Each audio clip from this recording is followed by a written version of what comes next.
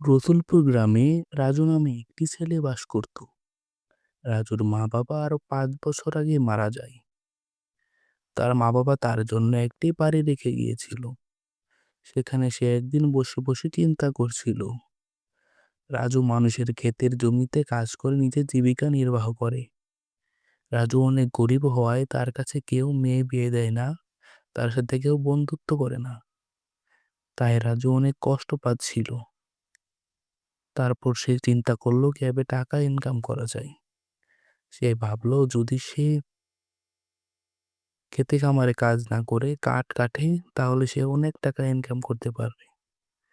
তাই সে বনের দিকে চলে যেতে শুরু করলো।